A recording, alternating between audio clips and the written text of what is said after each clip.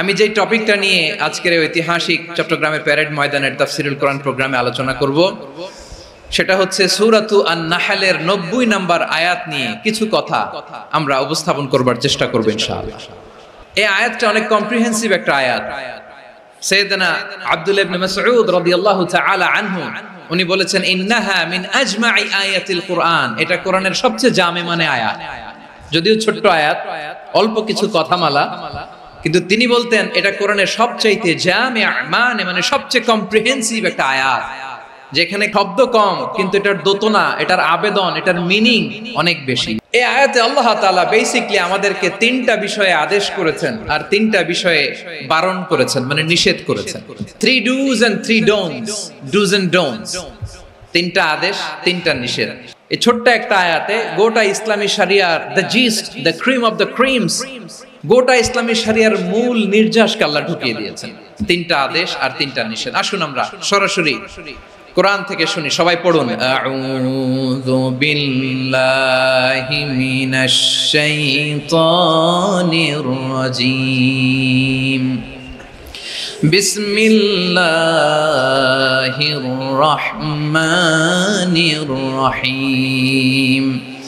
ইন্নাল্লাহা ইয়া'মুরু বিল আদলি ওয়াল ইহসানি ওয়া ইতা'i যিল কুরবা ওয়া ইয়ানহা আনিল ফাহশাই ওয়াল মুনকারি ওয়াল বাগই يعظكم لعلكم تذكرون।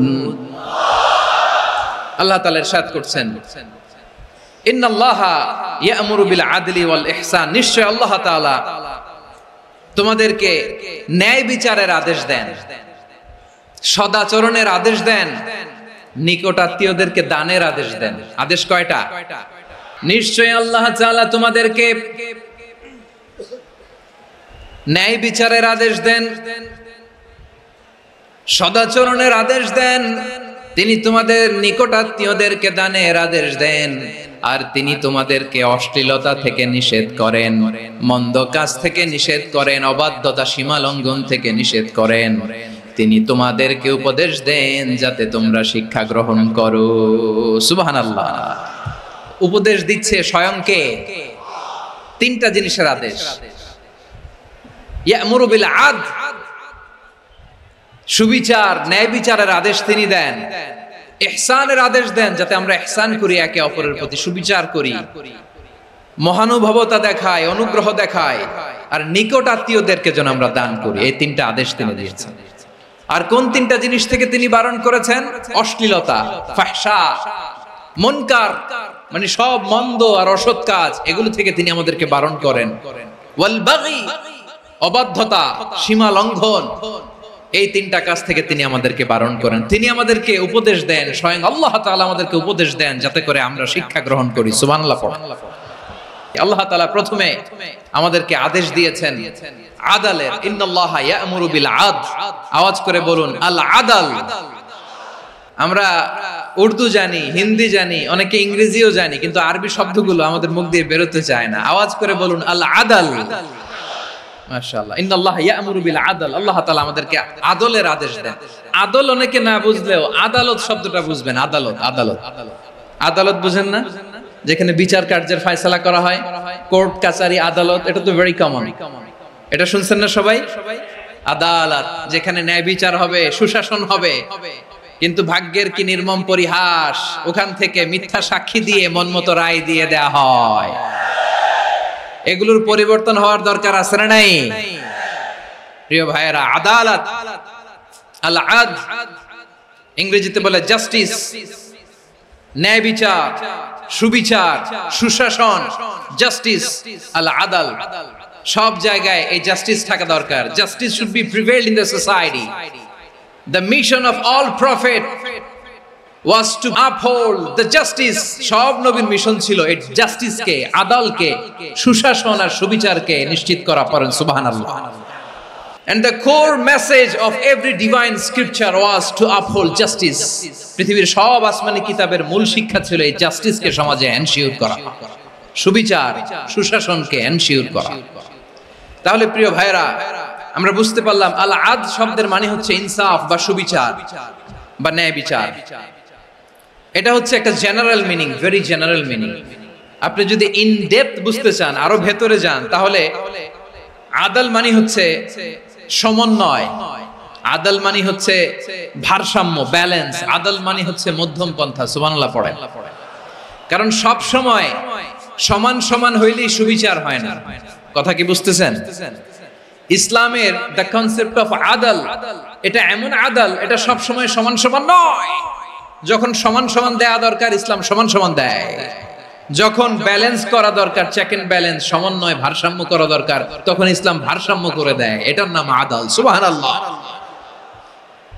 সহজ করে আপনাদেরকে বুঝাই, যেমন ধরুন একটা পরিবারের 3 জন সদস্য, স্বামী, স্ত্রী আর সন্তান। তাদের সকালবেলার ব্রেকফাস্টে স্বামীর সকালের নাস্তায় স্বামীর 3টা রুটি লাগে, স্ত্রীর 2টা লাগে, আর সন্তানের 1টা রুটি লাগে। এখন আমি যদি সমান সমান করে আদল করতে চাই, সবাইকে যদি 3টা করে রুটি দেই, তাহলে স্বামী বেচারার জন্য ঠিক আছে, কি বলেন? কথা কি বুঝতেছেন না কষ্ট হয়ে যাচ্ছে? যদি সমান সমানের নিয়মে আগাই, তাহলে 3টা করে যদি রুটি দেই স্বামীর জন্য ওকে, কিন্তু স্ত্রীর জন্য 1টা বেশি হয়ে যায়। আর সন্তানের জন্য কয়টা বেশি হয়? আচ্ছা, এই তো বুঝতেছেন, মাশাআল্লাহ। আচ্ছা, 2টা করে যদি সবাই রে দেই সমান সমান নীতিতে, তাহলে স্ত্রীর জন্য, স্ত্রী বেচারির জন্য ঠিক আছে, কিন্তু স্বামীর কয়টা কম পড়ে? আর সন্তানের বেশি হয়ে যায় কয়টা? আচ্ছা, সমান সমান নীতিতে সবাইকে যদি সকালের নাস্তার জন্য 1টা করে রুটি দেই, সন্তানের জন্য ঠিক আছে, কিন্তু স্ত্রী বেচারির কম পড়ে কয়টা? স্বামীর কম পড়ে কয়টা? 2টা। কথা কি বুঝতেছেন? আর আমি যদি স্বামীকে দেই 3টা, স্ত্রীকে দেই 2টা, আর সন্তানকে দেই 1টা, তাহলে কারো অপচয় হবে না। যার যতটুকু দরকার ঠিক ততটুকুই কাজে লাগবে। চিল্লায় বলেন ঠিক কি না? এটাই হচ্ছে ইসলামের আদল, যেখানে যার যতটুকু দরকার তাকে সেখানে ঠিক ততটুকু দিয়ে দেওয়ার নামই হচ্ছে আদল। চিল্লায় পড়েন আল্লাহু আকবার। রব্বুল আলামিন বলেন, ইউসিকুমুল্লাহু ফি আওলাদিকুম লিযযাকারি মিসলু হাযযিল উনসায়াইন। আল্লাহ তোমাদেরকে ওসিয়ত করেন, তোমাদেরকে আদেশ দেন, উত্তরাধিকার সম্পদ যখন বন্টন হবে, ছেলেরা যতটুকু পাবে, মেয়ে পাবে তার অর্ধেক। সুবহানাল্লাহ বলেন। দেখেন, ছেলে যতদূর, মেয়ে অর্ধেক। ছেলে ডবল পাবে। আপাত দৃষ্টিতে মনে হয় এখানে অবিচার হয়েছে, কিন্তু আসলে কি অবিচার হয়েছে? আপনি বিয়ের ক্ষেত্রে যান, ওইখানে আবার ছেলে মোহরানা দেয়, মেয়ে সেখানে মোহরানা পায়। তাহলে চেক এন্ড ব্যালেন্স, ভারসাম্য, ব্যালেন্স, মধ্যম পন্থা এখানে আছে না নাই? এটাই হচ্ছে ইসলামের আদল। আল্লাহ তাআলা এই আদলের আদেশ দিয়েছেন, সুবিচার, ন্যায় বিচার, সুশাসন এবং ভারসাম্যের আদেশ দিয়েছেন। প্রিয় ভাইয়েরা, একটি শান্তিময় সমাজ, একটা সমৃদ্ধ সমাজ, একটা মানবিক সমাজ যদি আমরা পেতে চাই, এই আয়াতের মধ্যে যতগুলো পয়েন্ট আছে সবগুলোর বাস্তবায়ন লাগবে। এই আয়াতে আল্লাহ তাআলা একটা মানবিক সমাজের রূপরেখা টেনেছেন। তার প্রথম কথা হচ্ছে ইন্নাল্লাহা ইয়ামুরু বিল আদল। আল্লাহ তাআলা তোমাদেরকে আদলের নির্দেশনা দেয়, সুবিচার, সুশাসনের নির্দেশনা দেয়। যে সমাজে আদল থাকে না, সেই সমাজে জুলুম মানুষের ঘাড়ে চেপে বসে। আদলের বিপরীত হচ্ছে জুলুম। আদলের বিপরীত কি? জুলুম বা জাওর, অত্যাচার, অবিচার, বৈষম্য। এই যে বৈষম্য বিরোধী ছাত্র আন্দোলন কমন পড়ছে? এই যে একজন সমন্বয়ক তো দেখা করলো আমার সাথে। জুলুম মানে হচ্ছে বৈষম্য। বৈষম্যের স্থান ইসলামে নাই, অবিচারের স্থান ইসলামে নাই, জুলুমের স্থান ইসলামে নাই। আল্লাহ তাআলা বলেন যে আমি জুলুমকে নিজের জন্য হারাম করেছি এবং তোমাদের জন্য হারাম করেছি। বিশ্বনবী ফরমান, আল্লাহ তাআলা বলেন হাদিসে কুদসিতে, ইয়া ইবাদি ইন্নী হারামতুয যুলমা আলা নাফসি ওয়া জাআলতুহু বাইনাকুম মুহাররামান ফালা তাযালামু। আমার গোলামেরা শোনো, নিশ্চয় আমি আল্লাহ তাআলা জুলুমকে আমি আমার উপরে হারাম করেছি, অনুরূপভাবে জুলুম করাকে তোমাদের উপরেও হারাম করেছি। ফলে ফালা তাযালামু, তোমরা একে অপরের সাথে জুলুম করো না। নির্দেশনাটা কার? খবরদার, জুলুমের সাথে আমাদের কোনো সম্পর্ক নাই। আল্লাহ তাআলা আদলের আদেশ দিয়েছেন, আদালতের আদেশ দিয়েছেন, সুশাসনের ন্যায় বিচারের আদেশ দিয়েছেন। ইন্নাল্লাহা ইয়ামুরু বিল আদল, আমাদেরকে আদল প্রতিষ্ঠা করতে হবে। জুলুমের সাথে ইসলামের কোনো সম্পর্ক নাই। আল্লাহ তাআলা জালিমদের জন্য কঠিন শাস্তি প্রস্তুত করে রেখেছেন। এক্সট্রা জুডিশিয়াল কিলিং এর কোনো হিসাব নাই। বিচার বহির্ভূত হত্যা, এনফোর্স ডিসঅ্যাপিয়ারেন্স, গুম, যেটা সবচাইতে বড় মানবতা বিরোধী অপরাধ। কত মানুষ যে গুম হয়েছে তার কোনো ইয়ত্তা নাই। যেই ফ্যামিলির সদস্য গুম হয়েছে তারা কি ওই লোকটার জন্য মাগফিরাতের দোয়া করবে নাকি সুস্বাস্থ্যের দোয়া করবে তারা নিজেরাও জানতো না, কারণ জানে না ও বেঁচে আছে না মরে গেছে। আহা, বিডিআর নওজওয়ানদের যারা ছাড়া পেল দেখলাম, বিনা অপরাধে, কোনো অন্যায় ছাড়া, অপরাধ ছাড়া তাদের জীবন থেকে, তাদের তারুণ্যের, তাদের যৌবনের 15 বছর, 16 বছর, 17 বছর নাই। 6 মাস বয়সের ছোট বাচ্চাকে রেখে জেলে গেছে। 6 মাসের মেয়ে বেরোয় দেখে মেয়ের বয়স 17 বছর। মেয়ে বাবারে চিনে না, বাবা মেয়েরে চিনে না। মেয়েকে এখন বিয়ে দিয়ে আরেক ছেলের হাতে তুলে দিবে। মেয়ের শৈশব বাবা দেখে নাই, মেয়ের কৈশোর বাবা দেখে নাই, মেয়ের তারুণ্য দেখে নাই। আরেক যুবককে দেখলাম 14 দিনের সংসার, 2 সপ্তাহের সংসার শেষে জেলে গেছে। কত যুবকের যে স্ত্রী চলে গিয়েছে ফ্যামিলি ছেড়ে, কারণ জানে না তো কবে আসবে, কি হবে, কেউ জানতো না। দাম্পত্য জীবনের মাত্র 14 দিনের স্মৃতি, এই স্মৃতিকে আঁকড়ে ধরে এক বোন 16টা বছর, 17টা বছর কাটিয়ে দিয়েছে। আমি নিউজটা দেখে ভাবলাম, আমার এই বোনের প্রতিটি দিন কিভাবে কেটেছে, প্রতিটি রাত কিভাবে কেটেছে, প্রতিটি ক্ষণ কিভাবে কেটেছে। বিশ্বনবী বলেছেন, ইত্তাকি দাওয়াতাল মাজলুম ফাইন্না লাইসা বাইনাহু ওয়া বাইনাল্লাহি হিজাব। মাজলুমের কান্নাকে ভয় করো, কারণ মাজলুমের কান্না আর আল্লাহর মাঝে কোনো পর্দা থাকে না। আমরা আর এরকম কোন জুলুম বাংলাদেশে দেখতে চাই না। জোরে বলেন ঠিক কিনা? আমার প্রিয় বীর চট্টলার তৌহিদি মুসলমান, আমরা আর নতুন করে কেউ জালিম হোক এটা চাই না। নতুন করে আবার কেউ ফ্যাসিস্ট হোক আমরা চাই না। এক দল আরেক দলকে নিশ্চিহ্ন করার রাজনীতি করুক আমরা চাই না। আমরা সুশাসনের বাংলাদেশ চাই, মানবিক বাংলাদেশ চাই, আমরা একটা সমৃদ্ধ বাংলাদেশ চাই। আমরা বিশ্বের বুকে সম্মান নিয়ে মাথা উঁচু করে দাঁড়াতে চাই, ঠিক কিনা বলেন? আল্লাহ বললেন, এটা যদি তোমরা চাও, একটা সমৃদ্ধ সমাজ যদি বিনির্মাণ করতে চাও, মানবিক সমাজ যদি বিনির্মাণ করতে চাও, আমি তোমাদেরকে সেজন্য প্রথমে আদালতের নির্দেশ দিলাম। ইন্নাল্লাহা ইয়া'মুরু বিল আদল, নিশ্চয় আল্লাহ তাআলা তোমাদেরকে ন্যায় বিচার, সুশাসন এটার আদেশ দেন। সুবহানাল্লাহ। আদাল, ন্যায় বিচারের আদেশ আল্লাহ তাআলা কোরআনের বিভিন্ন আয়াতে দিয়েছেন। আল্লাহ তাআলা বলছেন, ইন্নাল্লাহা ইয়া'মুরুকুম আন তুআদ্দুল আমানাতি ইলা আহলিহা ওয়া ইযা হাকামতুম বাইনান নাসি আন তাহকুমু বিল আদল ইন্নাল্লাহা নি'ম্মা ইয়া'iদুকুম বিহি ইন্নাল্লাহা কানা সামিআম বাসীরা। আল্লাহ তাআলা বললেন, আল্লাহ আদেশ দিচ্ছেন, যে ব্যক্তি আমানতের হকদার তার হাতে তোমরা আমানত পৌঁছে দাও। আর যখন তোমরা বিচার কার্য করবে, বিচার ফয়সালা করবে, আদালতের সাথে করো। সুবহানাল্লাহ বলেন। ওয়া ইযা হাকামতুম বাইনান নাসি আন তাহকুমু বিল আদল, আদালতের সাথে করবা। আল্লাহ তাআলা বলেন, যারা জাজ হবে, বিচারক হবে, তাদের যদি বাদী বিবাদীর কারো সাথে শত্রুতা থাকে, কারো সাথে যদি কোনো ধরনের রেষারেষি থাকে, আল্লাহ বলেন বিচার কার্য করতে যে ওই শত্রুতা রেষারেষির কারণে আদালতের বাইরে যে অবিচার করে বিচার করো না।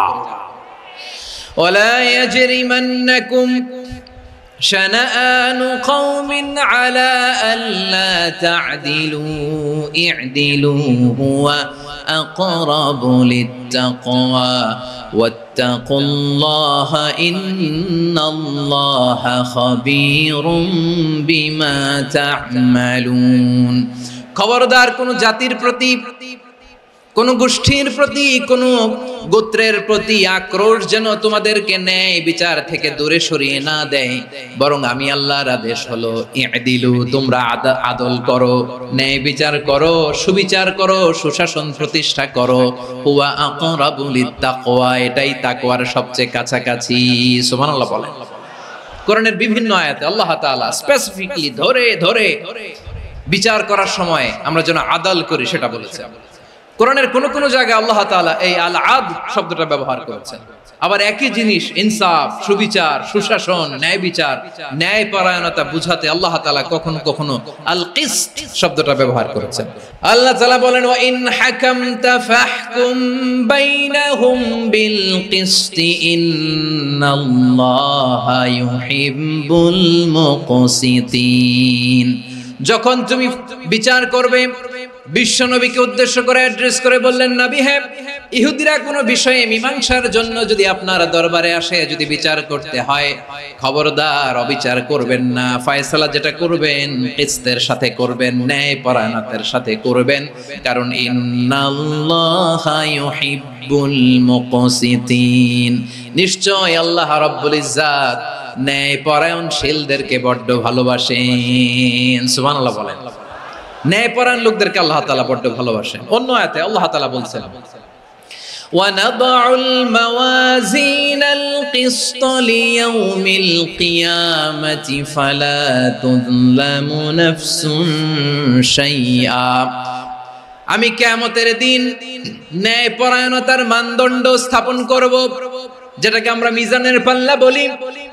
আল্লাহ বলেন ন্যায় বিচারের মানদণ্ড কিয়ামতের ময়দানে আমি আল্লাহ স্থাপন করব। সেদিন কারো প্রতি বিন্দু পরিমাণ, এক চুল পরিমাণ অবিচার করা হবে না, কোনো অবিচার করা হবে না। সেদিন সুশাসন হবে, সুবিচার হবে, ন্যায় পরায়ণতার সাথে বিচার হবে। আওয়াজ করে পড়েন আল্লাহু আকবার। তাহলে প্রিয় ভাইরা, যে তিনটি বিষয়ে আল্লাহ তাআলা আমাদেরকে আদেশ দিয়েছেন, তার প্রথমটা হচ্ছে আদালত, ইনসাফ, সুবিচার, ন্যায় বিচার। এটা আমরা চাই কি চাই না? বিশ্বনবী ন্যায় বিচার, ন্যায় পরায়ণতা, সুশাসন প্রতিষ্ঠিত করেন কি করেন নাই? আপনারা বিশ্বনবীর সিরাত যারা পড়েছেন, আপনি দেখবেন বিশ্বনবীর সিরাতের পরতে পরতে, বাকে বাকে, সিরাতের বাকে বাকে এই আদালতের নমুনা মেলে। সুবহানাল্লাহ বলেন। ছোট্ট একটা নমুনা রাসূল সাল্লাল্লাহু আলাইহি ওয়াসাল্লামের আসসিরা আল আতরা থেকে ছোট্ট একটা নমুনা আপনাদের খেদমতে এখানে উপস্থাপন করি। বিশ্বনবী সাল্লাল্লাহু আলাইহি ওয়াসাল্লাম মক্কা বিজয় করলেন ৮ম হিজরিতে। মক্কা বিজয় শেষে তিনি কয়েক সপ্তাহ মক্কাতে অবস্থান করলেন। ইন দ্য মিন টাইম মক্কার একটা ভেরি প্রেস্টিজিয়াস এন্ড ডিগনিফাইড ফ্যামিলির নারী চুরিতে ধরা পড়ল। কিসে ধরা পড়ল? আমাদের সমাজে আসেনি এটা? আছে? ছোট না বড়? হিসাব করে শেষ করা যায় না। ৩.৫ লাখ কোটি টাকা নাই উন্নয়ন প্রকল্পের নামে। ৩.৫ লাখ কোটি টাকা লিখতে পারবেন আপনি? একটানা লিখতে পারবেন? বুঝতেছেন কত বড় সংখ্যা? হ্যাঁ, বনু মাখজুমিয়া গোত্রের এক নারী মক্কায় চুরিতে ধরা পড়ল। বলেন তো চুরি করলে বিধান কি? কি কাটতে হবে? চুরির বিধান হলো হাত কেটে দাও। তাও সেটা গোপনে নয়, প্রকাশ্যে জনসম্মুখে হাত কেটে দাও। বনু মাখজুমিয়া গোত্রের নারী যখন চুরিতে ধরা পড়লো, সাহাবারা চিন্তায় পড়ে গেলেন। সবে মাত্র মক্কার লোকেরা কালিমা পড়ে মুসলমান হয়েছে, ইসলামের আইন কানুন তেমন জানে না, ইসলামী শরিয়ার সাথে বেশি পরিচিত নয়। এখন যদি বিশ্বনবী চুরির যেই বিধান এটা যদি কায়েম করে হাত যদি কেটে দেয়, না জানি মক্কার লোকেরা আবার বিগড়ে যায়, না জানি মক্কার লোকেরা আবার মুরতাদ হয়ে যায়, না জানি মক্কার লোকেরা ইসলাম থেকে দূরে সরে যায়। চলো চলো সাহাবীরা মিলে পরামর্শ করলেন, চলো বিশ্বনবীর কাছে যে বলি, ও নবী, শুধু কেবলমাত্র একমাত্র এই নারীর জন্য চুরির হাত কাটার বিধানটা আপনি একটু থামিয়ে দেন। চুরির হাত কাটার যে বিধান এইখানে একটু রহিত করে দেন, বাকিগুলা কইরেন মদিনাতে যে চলবে, কিন্তু মক্কায় এবারের জন্য মাফ করে দেন। কিন্তু কে বলবে? এই যে পরামর্শ, সাজেশন, এটা কে দিবে বিশ্বনবীর কাছে? সাহাবারা চিন্তায় পড়ে গেলেন। আল্লাহর নবীর সামনে দাঁড়িয়ে আল্লাহর দেয়া হুদুদ, আল্লাহর দেয়া বিধান থামিয়ে দেওয়া, মাফ করে দেওয়া, এই কথা বিশ্বনবীর সামনে বলার সাহস তো কেউ রাখে না। কেউ কেউ বলল বিশ্বনবীর পালক পুত্র যায়েদ বিন হারেসার সন্তান উসামারে বিশ্বনবী নাতির মতো আদর করে, বড্ড বেশি ভালোবাসে উসামারে। এজন্য সাহাবারা উসামাকে বলতো হিব্বু রাসূলিল্লাহ, বিশ্বনবীর ভালোবাসা। কি বলতো? সাহাবীরা বললেন বিশ্বনবীর ভালোবাসা হিব্বু রাসূলিল্লাহ, উসামারে পাঠাও। উসামারে বিশ্বনবী নাতির মতো স্নেহ করে, মায়া করে, ভালোবাসে। আমরা পারবো না, উসামা পারবে। সবাই মিলে ফুলিয়ে ফুসিয়ে উসামাকে, ছোট্ট উসামাকে রাজি করালো। উসামা এমন এমন কথা যে তুমি বিশ্বনবীর কাছে বলতে হবে, পারবা নাকি? উসামা বলে পারবো। সাইয়েদনা উসামা রাদিয়াল্লাহু তাআলা আনহু তরুণ সাহাবী বিশ্বনবীর কাছে গেলেন, যে বললেন নবী, বনু মাখজুমিয়া গোত্রের এক নারী চুরিতে ধরা পড়েছে, এবারের জন্য কি এই মহিলাটারে মাফ করে দিলে হয় না? এবারের জন্য একটু ক্ষমা করা যায় না নবী? বিশ্বনবী বলেন আতাশফাউ ফি হাদ্দিম মিন হুদুদিল্লাহ, তোমার এত বড় সাহস উসামা, তুমি আল্লাহর হাদ, আল্লাহর দেয়া বিধান, এটার ব্যাপারে সুপারিশ করতে এসেছো? তোমরা কি জানো তোমাদের আগে যত কওম, যত গোত্র, যত জনপদ ধ্বংস হয়েছে তার কারণ ছিল তাদের মধ্যে গরিবরা অন্যায় করলে তারা বিচার করত, আর ধনীরা অন্যায় করলে তারা মাফ করে দিত। খবরদার! ওয়া আইমুল্লাহ লাউ আন্না ফাতিমাতা বিনতি মুহাম্মাদিন সারাকাত লাকাতা মুহাম্মাদুন ইয়াদাহা। বিশ্বনবী বললেন, ওরে ওসামা, বানু মাখজুমিয়ার ওই প্রেস্টিজিয়াস এন্ড ডিগনিফাইড ফ্যামিলির মেয়ে তো দূর কি বাত, অনেক দূরের কথা। জেনে রেখো ওসামা, আমার কলিজার টুকরা নয়নের পুটুলি ফাতেমাও যদি মক্কার জমিনে আজকে এই চুরির দায়ে ধরা পড়তো, আমি বিশ্বনবী মুহাম্মদুর রাসূলুল্লাহ ধরে ফাতেমার ডান হাতটা কেটে দিতে এক বিলম্ব দেরি করতাম না। ইন্নাল্লাহা ইয়া'মুরু বিল আদল,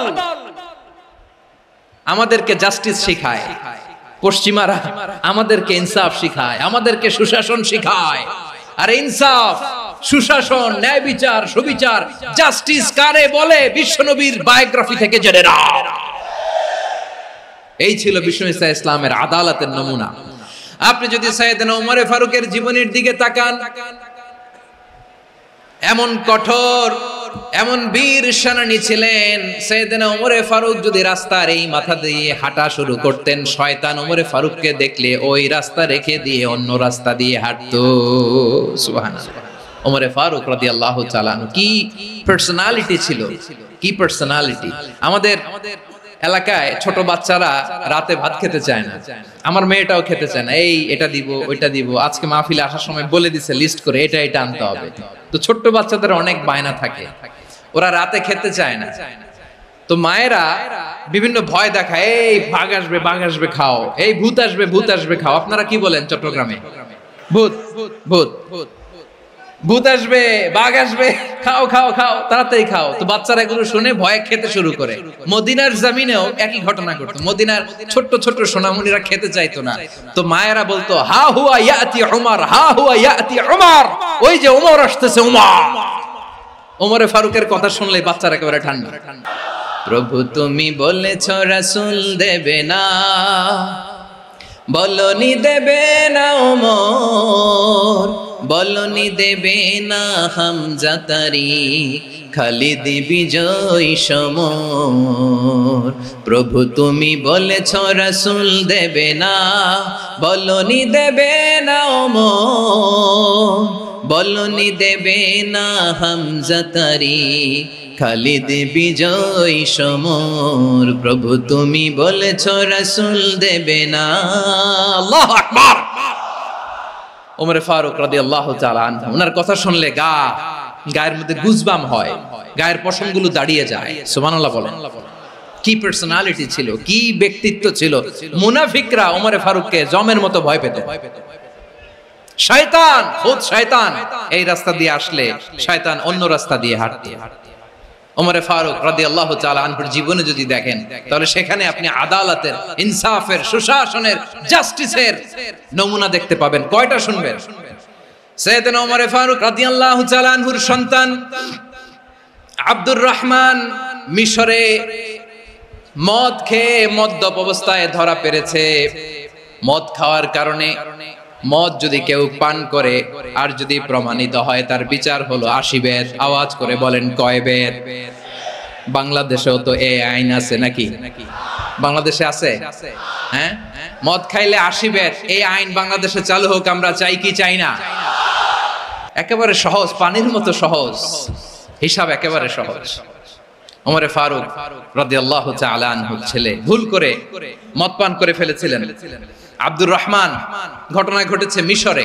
মিশরের গভর্নর তখন আমর ইবনে আস রাদিয়াল্লাহু তাআলা আনহু। আব্দুর রহমানের ভাই যে গভর্নরকে বলল, গভর্নর যদি একটু দয়া করেন, খলিফার ছেলে আমার ভাই আব্দুর রহমান মদ্যপ অবস্থায় ধরা পড়েছে, জনসম্মুখে যদি আপনি বেত্রাঘাত করেন আমাদের প্রেস্টিজ থাকে না, যদি ৮০ বেত আপনি মারেন আমার কোনো কথা নাই, কিন্তু ঘরের ভেতরে মারেন। আব্দুর রহমানের ভাইয়ের সুপারিশ শুনে সাইয়েদনা আমর ইবনে আস রাদিয়াল্লাহু তাআলা আনহু রাজি হয়ে গেলেন। ঘরের ভেতরে লোক চক্ষুর আড়ালে ৮০ বেত তিনি মানলেন। কিন্তু ঘটনাক্রমে এই কথা লুকিয়ে লুকিয়ে ঘরের ভেতরে ৮০ বেত মারার কথা সাইয়েদনা ওমর ফারুক মদিনা থেকে জানতে পারলেন। মদিনা থেকে তিনি ফরমান জারি করলেন, এই বিচার যেমনটি আমর ইবনে আস আদায় করেছে এটা প্রকৃতপক্ষে আদায় হয় নাই। আসো সবাই মদিনায় আসো, আমর ইবনে আস মদিনায় আসো, আব্দুর রহমানও আসো, সবাই আসো, জনসম্মুখে এই বিচার কার্যকর করতে হবে।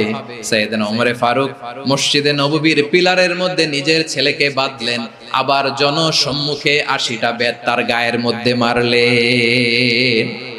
মাজমুয়ে ফাতাওয়া ইবনে তাইমিয়া রাহিমাহুল্লাহ উনি এটা নকল করেছেন। এটা সবচেয়ে বিশুদ্ধ মত, আর অনেক মত আছে। মারা গেছে কবরের উপর, ওগুলো বাদই দিলাম। কেমন খলিফা ছিলেন, কেমন খলিফা! পশ্চিমারা তোমরা জাস্টিস আমাদেরকে শেখাও, ইনসাফ কারে বলে সুশাসন আমাদেরকে তোমরা শেখাও। ওমর ফারুক রাদিয়াল্লাহু তাআলা ওইটাকে, ওই বিচারকে তিনি ধর্তব্য মনে করেন নাই। মদিনাতে এনে আবার জনসম্মুখে আবার ৮০ বেত মেরেছেন। মিশরে ওমর ফারুক রাদিয়াল্লাহু তাআলা আনহু আমর ইবনে আসকে গভর্নর করে পাঠালেন। সেখানে আমর ইবনে আসের ছেলে একটা প্রতিযোগিতায় রানার আপ হয়েছে। এক মিশরি সেখানে চ্যাম্পিয়ন হয়েছে। রানার আপ বুঝতে পেরেছেন তো? সেকেন্ড হয়েছে। এক মিশরি হয়েছে চ্যাম্পিয়ন, প্রথম। কিন্তু গভর্নরের ছেলে ও জিততে পারে নাই। ও রাগে ওই মিশরির গায়ের মধ্যে কয়েকটা লাঠি দিয়ে বাড়ি মেরেছে। মিশরি যে মদিনাতে ওমর ফারুকের কাছে বিচার দিলেন, আপনার গভর্নরের ছেলে অন্যায়ভাবে আমার গায়ে হাত তুলেছে। সাইয়েদনা ওমর ফারুক আবার ফরমান জারি করলেন, আসো মদিনাতে আসো। মিশরীকে ডাকলেন। ওই মিশরের গভর্নর আমর ইবনে আস রাদিয়াল্লাহু তাআলা আনহুকে ডাকলেন, তার ছেলেকেও ডাকলেন। সবাই বসে রইল। আমর ইবনে আস রাদিয়াল্লাহু তাআলা আনহু মাথা নিচু করে বসে আছেন, লজ্জায় কাচুমাচু। হায় হায়, আজকে আমার ছেলের কারণে আমিরুল মুমিনিন খলিফাতুল মুসলিমিন ওমর ফারুকের কাছে আমি জনসম্মুখে লজ্জিত হচ্ছি। সাইয়েদনা ওমর ফারুক বললেন, এই নাও লাঠি। গভর্নরের ছেলে তোমার মাথার মধ্যে যতগুলো বাড়ি মেরেছে, আজকে জনসম্মুখে তুমি অতগুলা বাড়ি মারো। মিশরি বলে, থাক, আপনি যে ডেকে আনছেন সবার সামনে এটা বলছেন, এতেই আমি খুশি। আল্লাহু আকবার। আপনার মহানুভবতা দেখে আমি খুশি, আর অপমানের দরকার নাই। ওমর ফারুক বলে, না, খবরদার, এই কথা মিশরি তুমি বলো না, মারো, যতগুলা বাড়ি মেরেছে মারো। বাধ্য হয়ে মিশরি আমর ইবনে আসের সামনে ওনার কলিজার টুকরা সন্তানের মাথার মধ্যে বাড়ি মারতে আরম্ভ করলেন। ঠিক যতগুলা বাড়ি গভর্নরের ছেলে আমর ইবনে আসের ছেলে মিশরির গায়ে মেরেছিল, মাথায় মেরেছিল, মিশরি গুনে গুনে ততটা মারলেন। এই দৃশ্য দেখে ওমরে ফারুক রেগে মেগে আগুন, রাগের চোটে রাগ সামলাতে না পেরে, আর নিজেকে সামলাতে না পেরে মিশরীরে বললেন, ছেলেরে মারা শেষ হয়ে গেলে এবার বাবার টাক মাথার মধ্যে কয়েকটা বাড়ি মার। রাগের চোটে, আউট অফ অ্যাঙ্গার, রাগের চোটে, যে আমার পাঠানো গভর্নর আমর ইবনে আস তার ছেলেকে কেন আদব তারবিয়া কেন শিক্ষা দিতে পারে না। ছেলেরে মারা হইলে এবার আমর ইবনে আসের মাথার মধ্যে দুইটা মারো। এটা রাগে বলেছে, এটা শাস্তি হিসেবে না। সুবহানাল্লাহ পড়ো। তোমরা আমাদেরকে সুশাসন শিখাও। বিশ্বনবী বলেন, আদালত এটা যেন তেন বিষয় না, এটা দিয়েই মানবিক সমাজ গড়তে হবে। আল্লাহ তাআলা কিয়ামতের কঠিন ময়দানে যেদিন স্বামী স্ত্রীকে চিনবে না, স্ত্রী স্বামীকে দেখে পালিয়ে যাবে, বন্ধু বন্ধুরে চিনবে না, পীর সাহেব মুরিদরে চিনবে না, মুরিদ পীর সাহেবরে চিনবে না, দলের কর্মী তার নেতারে চিনবে না, নেতা তার কর্মীরে চিনবে না, বন্ধু বন্ধুরে দেখে পালাবে। এই কঠিন মুহূর্তে সূর্যটা মাথার কাছে চলে আসবে, জমিনটা তামার জমিন হবে, আজকের জমিনের মতো নয়।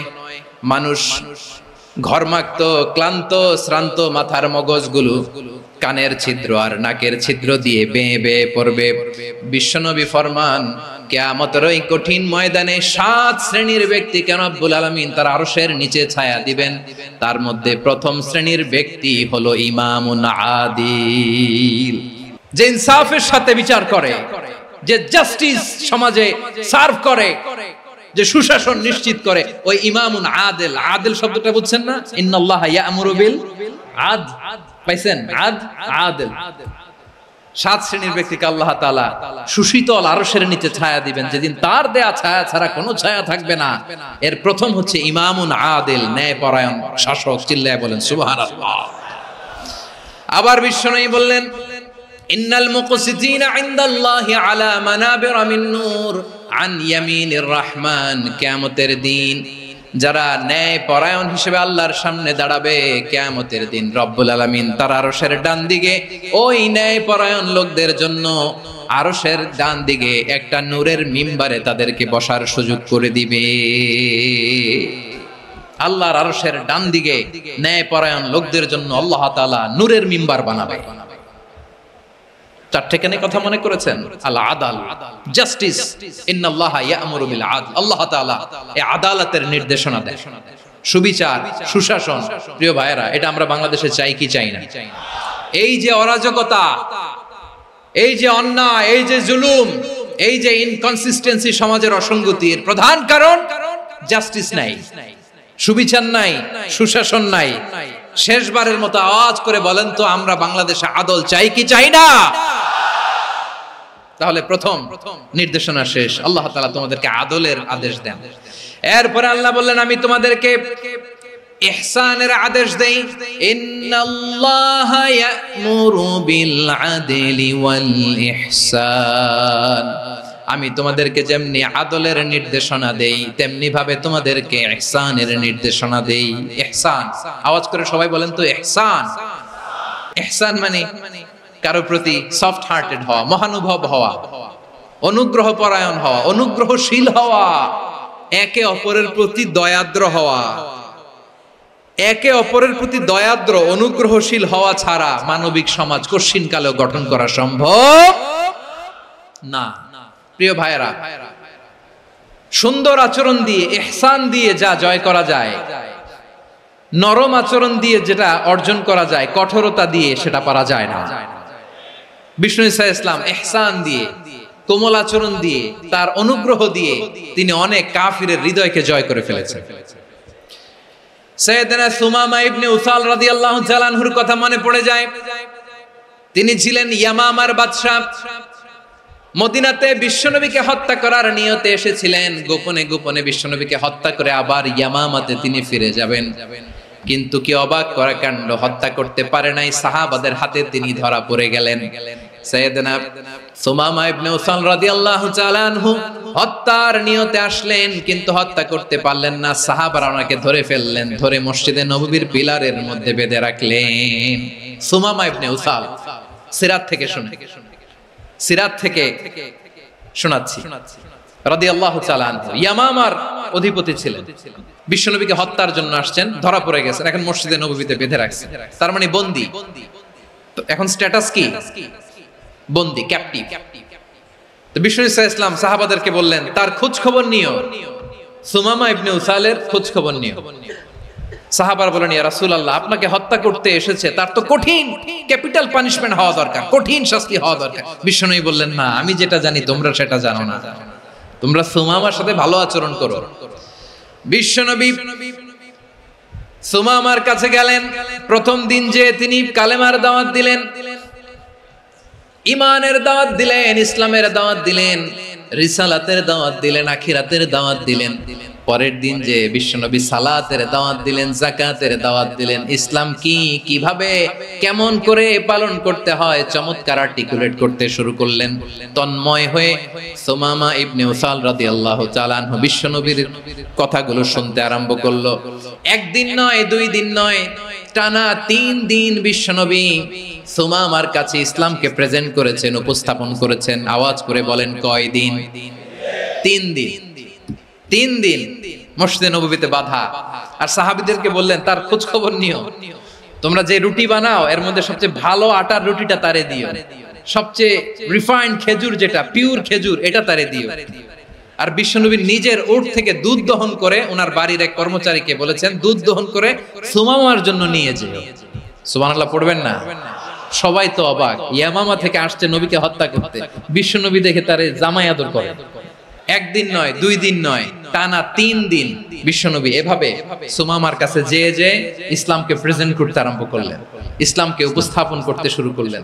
আর তাকে চমৎকার এন্টারটেইনমেন্ট আপ্যায়ন দিতে আরম্ভ করলেন। টানা 3 দিন যখন ইসলামের দ্য বিউটিজ অফ ইসলাম, ইসলামের সুমহান বাণী সৌন্দর্য তার কাছে উপস্থাপন শেষ, তাকে আপ্যায়ন শেষ, বিশ্বনবী বললেন সাহাবাদেরকে যাও এবার সুমামার হাতের পায়ের রশি দুটো খুলে দাও।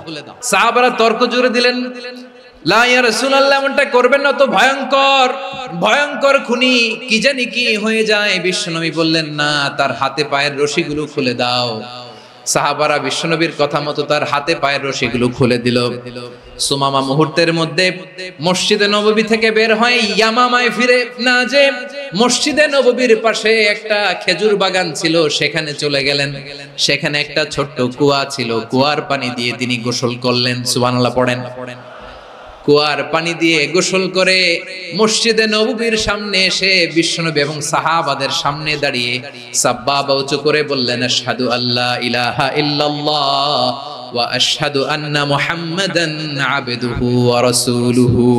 আমি সাক্ষ্য দিচ্ছি আল্লাহ ছাড়া কোনো ইলাহ নাই, আর মুহাম্মদ আল্লাহ তাআলার প্রেরিত বান্দা এবং রাসূল। প্রিয় ভাইরা, ইহসান দিয়ে যা জয় করা যায়, কঠোরতা দিয়ে সেটা কঠিনকালেও জয় করা যায় না। আওয়াজ করে বলেন ঠিক কি না? এবার সুমামা দাঁড়িয়ে বলে, ওগো নবী, আমি তো কালিমা পড়ে মুসলমান হয়ে গেলাম, এবার শোনেন, এই মুহূর্তের আগে আপনার চেহারার চাইতে নিকৃষ্ট কোনো চেহারা আমার কাছে ছিল না, কিন্তু শাহাদা পাঠ করার পরে আপনার চেহারার চাইতে উত্তম শ্রেষ্ঠ কোনো চেহারা আমার কাছে আর নাই।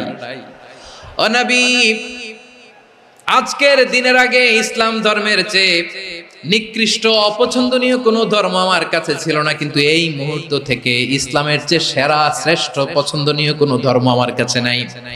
নবী গো, আজকের দিনের আগে মদিনার চাইতে অপছন্দনীয় নিকৃষ্ট কোনো শহর আমার কাছে ছিল না, কিন্তু এই মুহূর্তের পর থেকে মদিনার চাইতে কোনো শ্রেষ্ঠ শহর আমার জানা নাই। সে ছিল গমের বড় ডিলার, গম বেচতো। কি বেচতো? তার গম কিনে মক্কার লোকেরা রুটি খাইতো। সে ঘোষণা দিল, আজকে থেকে মক্কাবাসীদের জন্য সব গম আমি হারাম করে দিলাম, মক্কাবাসী এখন না খেয়ে মরে। সুবহানাল্লাহ পড়বেন না? মক্কাবাসী বিশ্বনবীর কাছে আসলেন, এসে বললেন, মুহাম্মদ, আমরা তো তোমার ভাই, তোমার চাচা, তোমার ভাতিজা, তোমার আত্মীয়, তুমি সুমামারে বলো সে যেন আবার গমের সাপ্লাই মক্কার জন্য অনুমতি দিয়ে দেয়। বিশ্বনবীর অনুমতি ক্রমে সুমামা আবার মক্কাতে গম পাঠাতে শুরু করলো। পড়েন সুবহানাল্লাহ। ইহসান, ইহসান দিয়ে আপনি যেটা জয় করতে পারবেন, you can win the heart of your enemies. ইহসান দিয়ে আপনি আপনার শত্রুর হৃদয়কে জয় করতে পারবেন। এজন্য আল্লাহ বললেন, ওয়া আনফিকু ফি সাবিলিল্লাহি ওয়া লা তুলকু বিআইদিকুম ইলাত তাহলুকা ওয়া আহসিনু ইন্নাল্লাহা ইউহিব্বুল মুহসিনিন।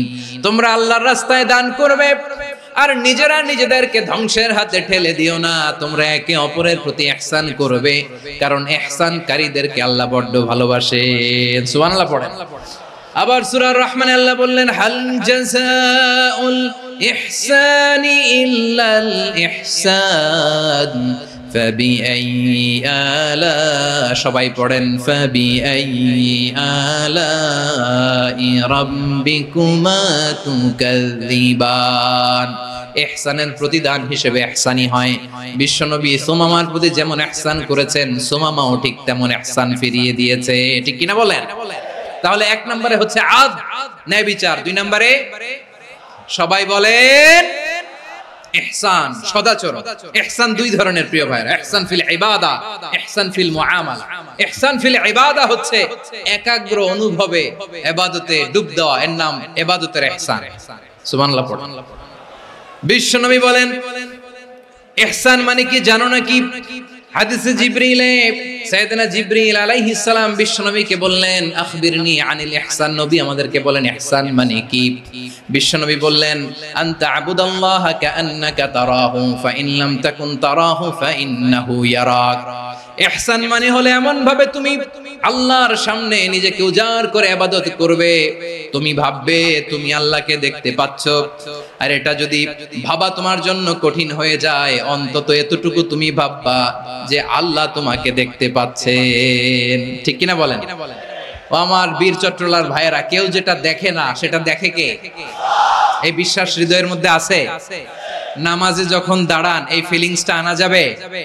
এসা পর্যন্ত যে আমরা হায়াত পাবো কোনো গ্যারান্টি আছে? সবাই আওয়াজ করে বলেন গ্যারান্টি আছে? গ্যারান্টি নাই। এজন্য বিষ্ণু ইসলাম বলেছেন এমন ভাবে নামাজে দাঁড়াও, ইবাদত করো, মনে করো হতে পারে এটাই আমার জীবনের শেষ নামাজ।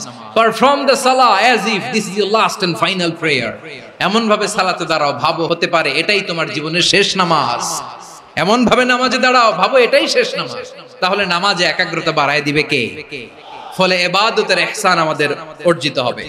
আর মুআমালাতে ইহসান হলো, বিশ্বনবী বলেন ইন্নাল্লাহা তাবারাকা ওয়া তাআলা কাতাবাল ইহসানা আলা কুল্লি শাই ফাইদা কাতালতুম ফাআহসিনুল কিতলা ওয়া ইযা যাবাহতুম ফাআহসিনুয যাবহা ওয়ালিয়ুহিদ্দা আহাদুকুম শাফরাতাহু ওয়ালিয়ুরিহ যাবিহাতাহু। ইহসান দুই ধরনের, আওয়াজ করে বলতে হবে কয় ধরনের? একটা হচ্ছে ইহসান ফিল ইবাদা, ইবাদতে ইহসান। ইবাদতে ইহসান কি? একাগ্র অনুভব দিয়ে ইবাদত করা, মন প্রাণ দিয়ে ইবাদত করা। আর মুআমালাতে ইহসান কি? সব কাজে, দৈনন্দিন কাজে, কর্মে, সামাজিক অ্যাক্টিভিটিতে কোমলতা প্রদর্শন করা, অনুগ্রহের সাথে সবকিছু করা। আল্লাহ তাআলা ইন্নাল্লাহা তাবারাকা ওয়া তাআলা কাতাবাল ইহসানা আলা কুল্লি শাই, তিনি সবকিছুর ব্যাপারে ইহসানকে আবশ্যক করেছেন। সবকিছু, মুমিনের সব কাজে ইহসানের পরশ থাকবে। ওয়া ইযা কাতালতুম ফাহসিনুল কিতলা, বিষ্ণুই বলেন তুমি যখন কাউকে হত্যা করো ইহসানের সাথে করো। সুবহানাল্লাহ পড়বেন না? যখন হত্যা করো তখনও ইহসানের সাথে। আচ্ছা হত্যা করবো আবার ইহসান আসবে করতে, করে তো মেরেই ফেলবো আমি। আল্লাহ, ও ভাই একজন খুন করেছে, খুনি, রাষ্ট্রীয় আইনে তার শাস্তি হয়েছে ডেথ পেনাল্টি, মৃত্যুদণ্ড। এখন মৃত্যুদণ্ড দেখে আপনি যেমনি মন চায় তেমনি মারবেন লোকটারে? ওর নাক কেটে ফেলতে পারবেন? ওর কান কাটতে পারবেন? ওর চোখ উপড়ে ফেলতে পারবেন আপনি? যেমন মন চায় তার অঙ্গহানি করা যাবে না। ইহসানের সাথে তাকে হত্যা করো। সুবহানাল্লাহ, this is Islam, this is the true essence of Islam. ওয়া ইযা যাবাহতুম ফাহসিনু যাবহা, যখন জবাই করবে তখনও ইহসানের সাথে জবাই করো। করব জবাই, ওইখানেও নাকি ইহসান। আচ্ছা কুরবানির দিন আমরা পশুগুলোরে কি করি বলেন সবাই আওয়াজ করে? জবাই। জবাই মানে তো এটার মেরেই ফেলতেছি, একটু পরে তো টুকরো টুকরো করে গোশতগুলো খাবো, এটা তো খাবো, এটা তো মেরেই ফেলবে। বিষ্ণু বলে না, জবাইয়ের মধ্যেও মুমিনের জবের ভেতরেও ইহসানের পরশ থাকা চাই।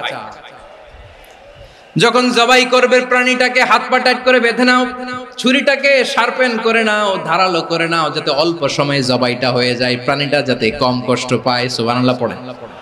দিস ইজ কল্ড ইহসান।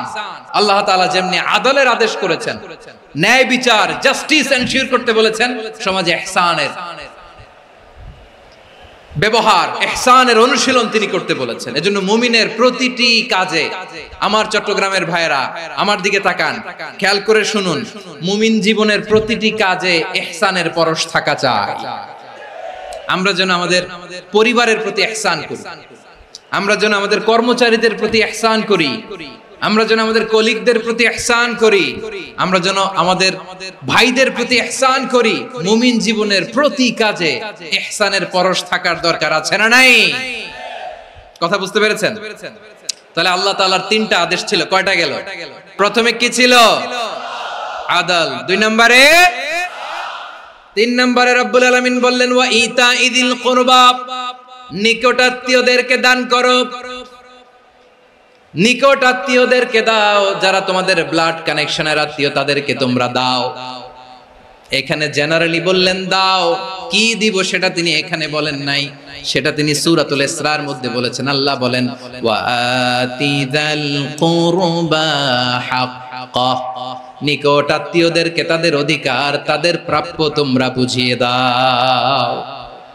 দেখেন, একটা শান্তির সমাজ, একটা সমৃদ্ধ সমাজ, একটা মানবিক সমাজ গঠনের জন্য আল্লাহ তাআলা বেশি না মাত্র তিনটা অর্ডার, তিনটা ভার্ডিক্ট তিনি জারি করেছেন। এক নাম্বার সুশাসন, ন্যায় বিচার।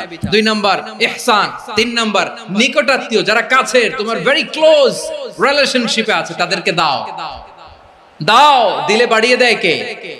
অনেকে দিতে চায় না, কৃপণতা করে। দিলে বাড়ায় দেয় কে? ও মিয়া, মদিনার মধ্যে সবচাইতে গরিব সাহাবী ছিল বেলাল রাদিয়াল্লাহু তাআলা আনহু। ওনার এন্টায়ার অ্যাসেট, সম্পদের পরিমাণ কতদূর জানেন? একটা লুঙ্গি। বেলাল রাদিয়াল্লাহু তাআলা আনহু, ওনার টোটাল ওয়েলথের এস্টিমেশন হচ্ছে মাত্র একটা লুঙ্গি। একটা লুঙ্গি, টোটাল ওয়েলথ এস্টিমেশন, টোটাল সম্পদের পরিমাণ বেলাল রাদিয়াল্লাহু তাআলা আনহুর কি ছিল? ওই বেলাল রাদিয়াল্লাহু তাআলা আনহুকে বিষ্ণু ইসলাম বলেছেন আনফিক ইয়া বেলাল, ও বেলাল তুমিও দাও। ওয়ালা তাখশা মিন যিল আরশি ইখলালা, আরশের অধিপতির তো কোনো ঘাটতি নাই, তুমি দিলে ওই আল্লাহ তোমারে বাড়ায় দিবে। এজন্য আমার প্রিয় ভাইয়েরা, দিলে কমে না, দিলে বাড়ে। অনেকে ধরে রাখে, নতুন কিছু নিতে পারে না, হাত দিয়ে যেটা ধরে রেখেছেন এটা দিয়ে দেন, বড় একটা ধরার সুযোগ পাবেন। জোরে বলেন ঠিক কিনা? রব্বুল আলামিন বললেন তিন নাম্বার আদেশ হলো তোমাদের প্রতি সমাজটারে কেমন করে মানবিক সমাজ, সুন্দর সমাজ গড়বা। তিন নাম্বার আদেশ হলো ওয়া আতিদাল কুরবা হাক্কা, নিকটাত্মীয়দেরকে তাদের প্রাপ্য বুঝিয়ে দাও। এই নিকটাত্মীয়দেরকে তাদের অধিকার বুঝিয়ে দেওয়া, প্রাপ্য বুঝিয়ে দেওয়াতে আমাদের গাফলতি আছে না নাই?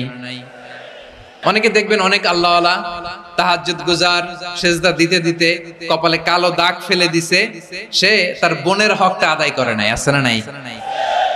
অনেক বড় হাজী সাহেব, বিশাল লম্বা দাড়ি, ছেলেরে সব দিয়ে দিছে, মেয়েরে কিছু দেয় নাই, মেয়ের হক আদায় করে নাই, আছে না নাই? এই হাজী সাহেবেরা, এই আল্লাহওয়ালারা কিয়ামতের ময়দানে আটকে যাবে। আপনি অন্যের অধিকার নষ্ট করেছেন, তাদের রাইটস কে ভায়োলেট করেছেন। এজন্য আল্লাহ তাআলা বলেন, কারো অধিকার যদি কেউ নষ্ট করে, ওই সমাজটা মানবিক সমাজ কঠিন কালেও হতে পারে না। এজন্য তিন নম্বর আল্লাহ বললেন ওয়া ইতাইদিল কুরবা, নিকটাত্মীয়দেরকে দাও। কি দিবা? তাদের অধিকার দিয়ে দাও। বোনের অধিকার বুঝিয়ে দাও, মেয়ের অধিকার বুঝিয়ে দাও, ফুফুর অধিকার বুঝিয়ে দাও। দেখবেন অনেক মায়েরা ছেলের পাতে মুরগির রান দেয়, মেয়ের পাতে দেয় মুরগির ঠ্যাং। তো মেয়ের কি মুরগির রান খেতে মনে চায় না? মনে চায় না? এমনটা করা যাবে না। নিকটাত্মীয়দেরকে অধিকার দিয়ে দাও, নিকটাত্মীয়ের সাথে সুসম্পর্ক রাখো। আদেশটা কার? এজন্য প্রিয় ভাইয়েরা, জীবনে যদি বারাকা অর্জন করতে চান, নিকটাত্মীয়দের সাথে সুসম্পর্ক রাখতে হবে, তাদের জন্য উপহার পাঠাতে হবে। বিশ্বনবী বলেন লা ইয়াদখুলুল জান্নাতা কাতে, যে ব্যক্তি আত্মীয়তার সম্পর্ককে ছিন্ন করে দেয়, সে কঠিন কালেও আল্লাহর জান্নাতে ঢুকবে না। আপনি কি এটারে সহজ হাদিস মনে করছেন? এটা সহজ কথা?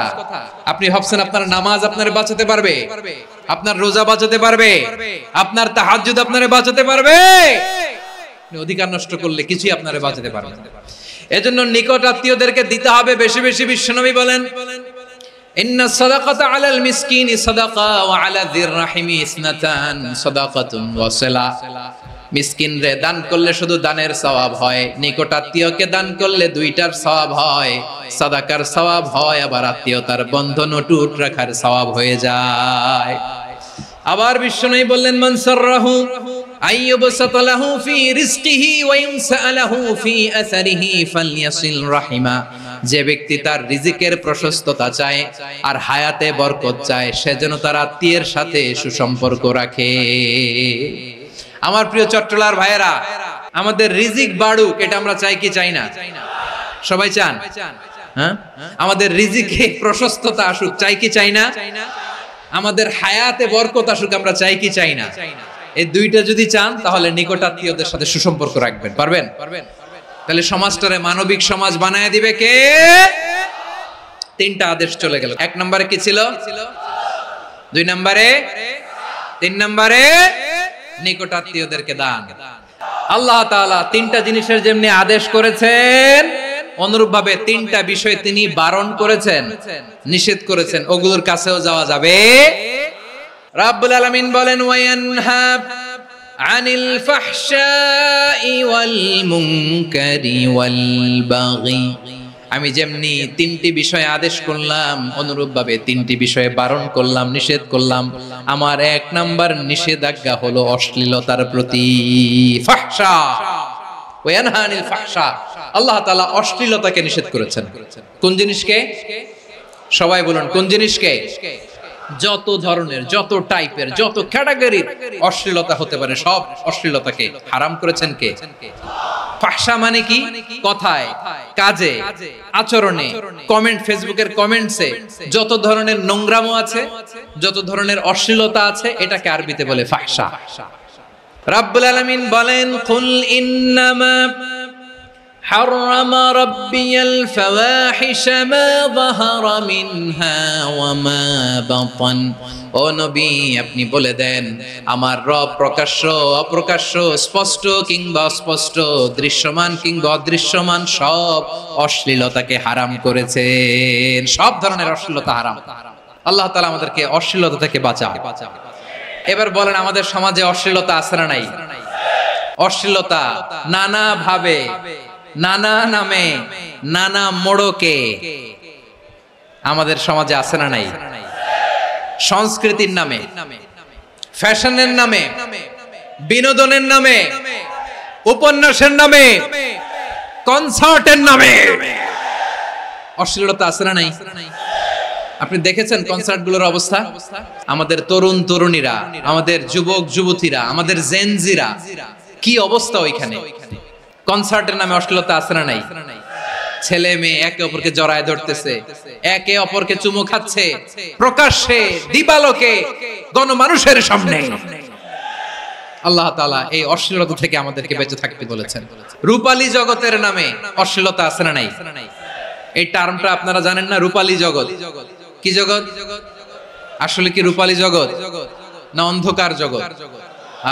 আমার বোনেরা, আপনাদেরকে যে কি বলে তারা বুঝায়, রূপালী জগৎ শুনেই আপনি ভরকে যাবেন না। রূপালী জগতে যে নারী যত বেশি উলঙ্গ, সে নাকি তত বেশি সাহসী। জানেন? বলে এটা একটা সাহসী নারী, খুব সাহসী পদক্ষেপ তার। যত বেশি শরীর থেকে কাপড় নামাতে পারবে, যত বেশি বস্ত্রহীন হয়ে নিজেকে প্রেজেন্ট করতে পারবে, সে নাকি তত বেশি সাহসী। আমার চট্টলার ভাইয়েরা, শয়তানের প্রথমে এজেন্ডা ছিল বনি আদমকে বস্ত্রহীন করা। সে আদম এবং হাওয়া আলাইহিস সালামকে নিষিদ্ধ গাছের ফল খাইয়ে তাদেরকে বস্ত্রহীন করেছে। এই জামিনেও সে আমাদেরকে বস্ত্রহীন করতে চাইবে। এই রূপালী জগতের নামে তারা এটা করে। আমার প্রিয় বোনেরা, আপনি জানেন না আপনার দাম কত? ওরা আপনাদেরকে বিজ্ঞাপনের সস্তা পণ্য বানাতে চায়। ওরা আপনাদেরকে ওদের ভোগের লিপসার টুলস বানাতে চায়। ওরা আপনাদেরকে দিয়ে ওদের খায়েশ পূরণ করতে চায়। এটা আপনাদের জন্য মোটেও ডিগনিটি নয়, এটা আপনাদের জন্য সম্মান নয়। আপনার সম্মান শালীনতায়, আপনার সম্মান হেজাবে, আপনার সম্মান ভদ্রতায়, আপনার সম্মান আপনার ডিসেন্ট পোশাকে। পোশাক বলে দেয় এই নারীটা ভদ্র না অভদ্র। পোশাক বলে দেয় এই মেয়েটা কোন ঘরের মেয়ে। আপনি জানেন না, আপনারা সস্তা পণ্য বানায়, ভোগের পণ্য, বিলবোর্ডে আপনাকে উলঙ্গ করে উপস্থাপন করে। এই অশ্লীলতার সাথে ইসলামের কোনো সম্পর্ক। এজন্য আল্লাহ বলেন, আমি অশ্লীলতাকে হারাম করেছি। অশ্লীলতাকে হারাম করার প্রথম কারণ হলো এর মাধ্যমে মানবতাকে অপমানিত করা হয়। কারণ মানুষের সম্মান মানুষের পোশাকে। মানুষ যখন পোশাকহীন হয়ে যায়, বস্ত্রহীন হয়ে যায়, তার সম্মান কমে যায়। ঠিক কিনা? অশ্লীলতাকে হারাম করার প্রথম কারণ হচ্ছে মানুষ মানুষকে অপমান করে। একটা নারী, সে তো সম্মানিত, নারী যে কত সম্মানিত নারীরা এটা বুঝেই নাই। বিশ্বনবী বলেন আদ-দুনিয়া কুল্লুহা মাতা ওয়া খায়রু মাতা'আদ দুনিয়া আল মারআতুস সালিহা। আমার বোনেরা, 5টা প্যান্ডেলে আপনারা এলইডিতে আমার আলোচনা শুনছেন, আমি জানি। আপনাদের এই গর্ভ যে কত দামি আপনি জানেন না। আপনার পেট থেকেই আসবে আগামী দিনের সালাহুদ্দিন আল আইয়ুবী। আপনার পেট থেকেই আসবে অনাগত দিনের ইমাম মাহদী আল মুনতাজার। আপনার পেট থেকেই আসবে অনাগত দিনের ফয়সাল, ওয়াসিম, মুগ্ধ, আবু সাইদের মতো বীর যোদ্ধা। আমার প্রিয় বোনেরা, আমার প্রিয় বোনেরা, বিশ্বনবীর কথার ওজন খেয়াল করেন। আদ-দুনিয়া কুল্লুহা মাতা ওয়া খায়রু মাতা'আদ দুনিয়াল মারআতুস সালিহা। দুনিয়ার সবকিছুই অ্যাসেট, এর মধ্যে সবচেয়ে দামি অ্যাসেট নেককার নারী। আপনার গর্ভ যে কত দামি আপনি জানেন না। নিজের সময়টাকে কাজে লাগান, কোরআন পড়েন, সুন্নাহ পড়েন। আপনার অনেক দায়িত্ব ঘরে। You are the MD of your family. একটা family it's a very big institution. পরিবার একটা অনেক বড় প্রতিষ্ঠান। And you are the MD of your institution. আপনি এই পরিবারের MD, managing director of your family. এখানে আপনার কত দায়িত্ব। আপনি ছেলে মেয়েদেরকে তারবিয়া করবেন, আপনি আপনার স্বামীর জন্য ঘরটার জান্নাতের নীর বানাবেন, আপনার জন্য জান্নাতের ডুপ্লেক্স বাড়ি ওইখানে তৈরি করে রাখবে কে? আপনি যে কত দামি আপনি জানেন না। নারীদেরকে আল্লাহ বানিয়েছেন উচ্চতর করে, নিম্নতর নয়। নারীদেরকে ছোট্ট জিনিস দিলে এটারে বড় করে দেয়। নারীদেরকে ভ্রূণ দিলে, শুক্রাণু দিলে নারী এটারে বাচ্চা হিসেবে উপহার দেয়, ঠিক কিনা? বিয়ের মাধ্যমে স্বামী যখন তার শুক্রাণু তার স্ত্রীকে উপহার দেয়, স্ত্রী রিটার্নে কি উপহার দেয়? ফুল ফর্ম বেবি, মানব সন্তান। দেখছেন, আপনি দিলেন একটু, উনি দিছে বিশাল। আপনি যদি নারীকে বাজার এনে দেন, নারী এটাকে সুস্বাদু খাবারে রূপান্তর করে দেয়। আপনি তাকে একটা মুচকি হাসি দিয়ে দেন, সে তার কলিজা দিয়ে দেয়। কিন্তু যদি আপনি তার মনে কষ্ট দেন, সে আপনার জীবনকে জাহান্নাম বানায়া দেয়। নারীর মন বুঝতে পারলে নেয়ামত, বুঝতে না পারলে কিয়ামত। আমার প্রিয় বোনেরা, আপনি যে কত দামি আপনি জানেন না। অনেক দামি আপনি। আপনাদেরকে যেন ভোগের সস্তা পণ্য বানাতে না পারে, আপনাদেরকে সচেতন থাকতে হবে। তাহলে কেন আল্লাহ তাআলা এই ফাহশা, অশ্লীলতাকে হারাম করলেন? 1 নাম্বার, এতে হিউম্যান ডিগনিটি কমে। 2 নাম্বার, এতে মানুষের অধিকার নষ্ট হয়। আপনি বিয়ে করেছেন, এরে পরকিয়া করেন, ওর সাথে এরকম আছে না নাই? স্ত্রীর অধিকার নষ্ট করেছেন। আপনি বিবাহ সম্পর্কে আবদ্ধ হয়েছেন তার সাথে, আপনি পরকিয়া করেন ওই ছেলের সাথে, আপনি আপনার হাজবেন্ডের সাথে বিট্রে করেছেন। এজন্য আল্লাহ অশ্লীলতাকে হারাম করেছেন। অশ্লীলতাকে হারাম করার আরেকটা কারণ হচ্ছে আল্লাহ তাআলা এই হিউম্যান জেনারেশনকে এটাকে প্রিজার্ভ করতে চায়। হিফজুন নাসল, এটা মাকাসিদুশ শরিয়ার অনেক গুরুত্বপূর্ণ একটা মাকাসিদ, অনেক গুরুত্বপূর্ণ। আপনার নাসল, আপনার জেনারেশনকে সংরক্ষণ করা। এই যে আসতেছে ফেব্রুয়ারি, কত ফেব্রুয়ারি জানো? এটা কি বিশ্ব ভালোবাসা দিবস? হ্যাঁ, কি দিবস? এই বিশ্ব ভালোবাসা দিবসের সাথে মুসলমানদের কোনো সম্পর্ক নাই। আমার প্রিয় ভাইরা, এই যে আপনি অবৈধ সম্পর্কে জড়ালেন, কেন আল্লাহ অশ্লীলতাকে হারাম করেছে দেখেন। বলতেছিলাম যে এটা আপনার নাসল, আপনার জেনারেশন, আপনার লিনিয়েজ, আপনার বংশকে প্রিজার্ভ করা। কে কার বাবা, কে কার মা, বাবা মা জানা, প্রজন্মকে প্রিজার্ভ করা, এটা ইসলাম ওয়াজিব করে দিয়েছে। এই যে অবৈধ সম্পর্কের কারণে, বিশ্ব বেহায়া দিবসের কারণে, এগুলোর আউটকাম, আউটপুট হিসেবে মাঝে মাঝে ঢাকা মেডিকেলের ডাস্টবিনে নবজাতকের বাচ্চার কান্নার আওয়াজ শুনতে পাওয়া যায়। চট্টগ্রাম মেডিকেলের ডাস্টবিনে নবজাতকের কান্না শুনতে পাওয়া যায়। বীর চট্টলার মুসলমানেরা বুঝতে পারলে আওয়াজ করে বলেন, এই যে চট্টগ্রাম মেডিকেলে যে নবজাতকটা পাওয়া গেল, ওর বাবাকে আমাকে বলেন, ওর মাকে, ও কোন ফ্যামিলির সন্তান কেউ জানে? আপনি হিউম্যান ডিগনিটিকে অপমান করেছেন না? আপনি তার ভবিষ্যৎকে অন্ধকার করেছেন না? আপনি তার লিনিয়েজকে প্রশ্নবিদ্ধ করে দিয়েছেন না? এই জন্য আল্লাহ তাআলা অশ্লীলতাকে আমাদের জন্য হারাম করে দিয়েছেন। পড়েন সুবহানাল্লাহ।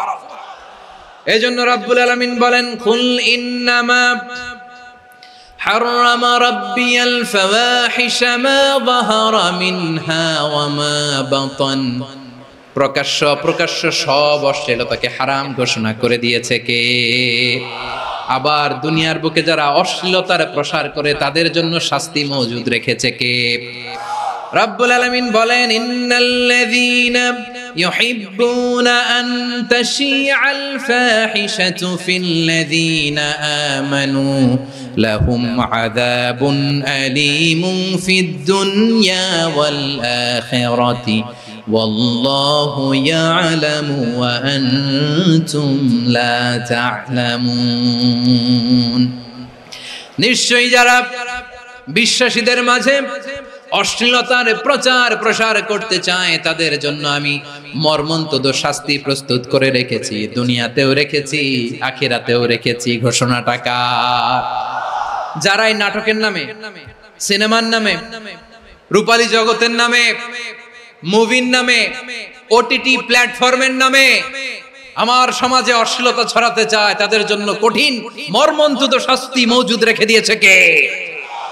ও আমার বোনেরা, এখনো আপনি জাগবেন না?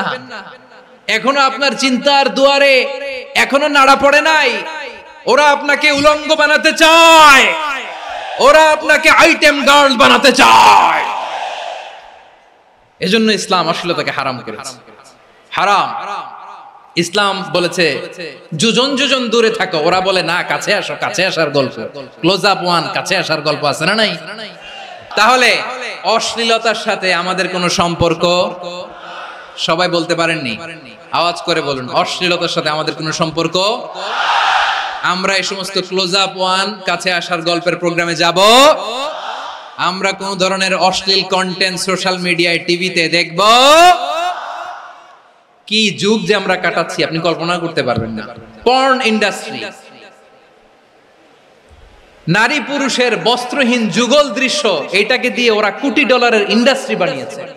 পুরো মানব ইতিহাসে এরকম জঘন্য সময় মানব ইতিহাস পার করে নাই। পর্ন এটা ইন্ডাস্ট্রি হয়ে গেছে।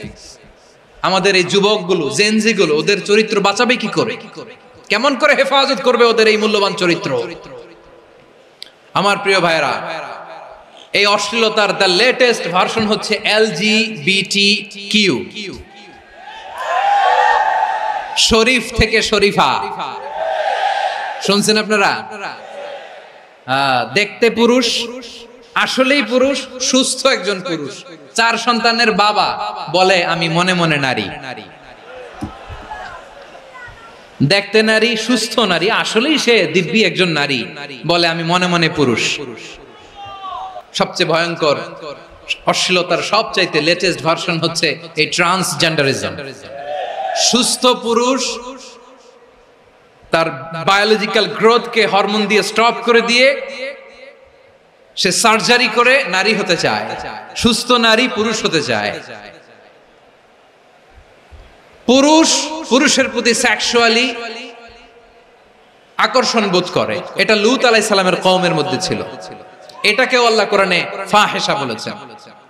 ওয়ালুতান ইয ক্বালা লিকাওমিহি আতাতুনাল ফাহিশাতা মা সাবাকাকুম বিহা মিন আহাদিম মিনাল আলামিন। লূত আলাইহিস সালাম বললেন, তোমরা কি এমন এক অশ্লীল কার্যক্রমে ডুব দিলে নাকি যেটা গোটা বিশ্বের কেউ কখনো করে নাই, তোমরাই প্রথম করেছো? পড়েন নাউযুবিল্লাহ। এই পশ্চিমের এই রোগ আমার দেশে যেন আসতে না পারে, আমাদের সজাগ থাকতে হবে। প্রিয় ভাইরা চিল্লায় বলেন ঠিক কিনা?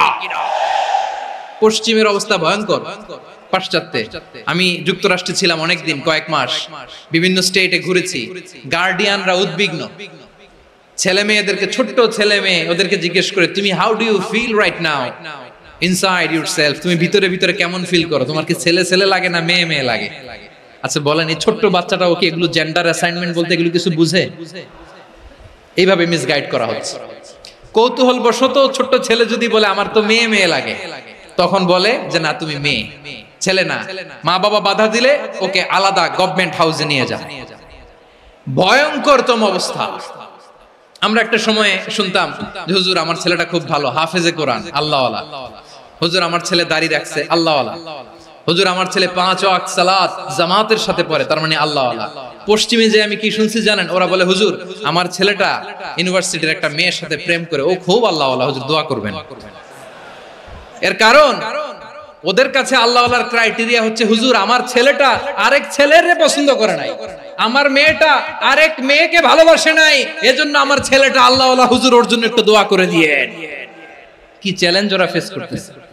ওনার ছেলে যে আরেক ছেলেরে বিয়ে করবে না, এটাতেই উনি খুশি যে আলহামদুলিল্লাহ আমার ছেলেটা একটা মেয়েরে ভালোবাসে, আমার মেয়েটা একটা ছেলেরে ভালোবাসে, মানে এটা খুব আল্লাহওয়ালা। নাউজুবিল্লাহ পড়তে পারলেন না? এজন্য অশ্লীলতার সাথে আমাদের কোনো সম্পর্ক। রব্বুল আলামিন বলেন ওয়ায়ানহা আনিল ফাহশাই ওয়াল মুনকারি ওয়াল বাগি, তিনটা জিনিসকে আমি নিষিদ্ধ করলাম। এক নাম্বার হলো ফাহশা, অশ্লীলতা। দুই নম্বরে হলো মুনকার, সমস্ত মন্দ কাজ। মুনকার মানে হচ্ছে যত মন্দ কাজ, খারাপ কাজ, বাজে কাজ, এটার বলে মুনকার। এটার কি বলে? আপনারা পড়ছেন না, তা'মুরুনা বিল মা'রুফি ওয়া তানহাউনা আনিল মুনকার। সৎ কাজের আদেশ, অসৎ কাজের নিষেধ। মুনকার, মুনকার হচ্ছে মানুষের স্বাভাবিক বিবেকবোধ যেটাকে খারাপ বলে, ওইটাই মুনকার। পৃথিবীর সব আসমানি গ্রন্থ যেটাকে খারাপ বলেছে, মানুষের স্বাভাবিক বিবেকবোধ যেটাকে খারাপ বলেছে, এগুলো সব মুনকার। যেমন ইফতিজিং, এটা কি ভালো না খারাপ?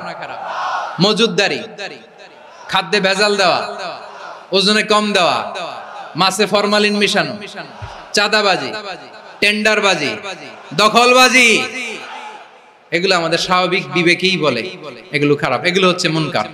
আল্লাহ তাআলা এই মুনকার থেকে আমাদেরকে বেঁচে থাকতে বলেন, আর শয়তান এই মুনকারের প্রতি আমাদেরকে উদ্বুদ্ধ করে। আল্লাহ তাআলা বললেন ইয়া আইয়ুহাল্লাযীনা আমানু লা তাত্তাবিউ খুতুওয়াতিশ শাইতান ওয়া মান ইয়াত্তাবি' খুতুওয়াতিশ শাইতানি ফাইন্নাহু ইয়া'মুরু বিল ফাহশাই ওয়াল মুনকার। আল্লাহ বললেন আমার গোলামেরা শোনো শোনো, ও আমার বিশ্বাসী বান্দারা খবরদার, তোমরা কশিনকালেও শয়তানের পদাঙ্ক অনুসরণ করবে না, কারণ শয়তান তোমাদেরকে অশ্লীলতা এবং মন্দ কাজের দিকে উদ্বুদ্ধ করে। আমাদের কাজ হচ্ছে শয়তান আমাদেরকে যেদিকে নিতে চায় আমরা তার উল্টা দিকে যাব। শয়তান এই মন্দ কাজকে আমাদের কাছে বিউটিফাই করে, চাকচিক্যময় করে আমাদের সামনে উপস্থাপন করে। এজন্য আল্লাহ বলেন মুনকারকে থামাতে হবে, মুনকার প্রতিরোধ করতে হবে। মুনকার প্রতিরোধের দায়িত্ব শুধু আমাদের নাকি? শুধু আপনার খতিব সাহেবের, ইমাম সাহেবের, নাকি মুসলিম উম্মার সবার? আওয়াজ করে বলুন, মুনকার অসৎ কাজ প্রতিরোধের দায়িত্ব কার?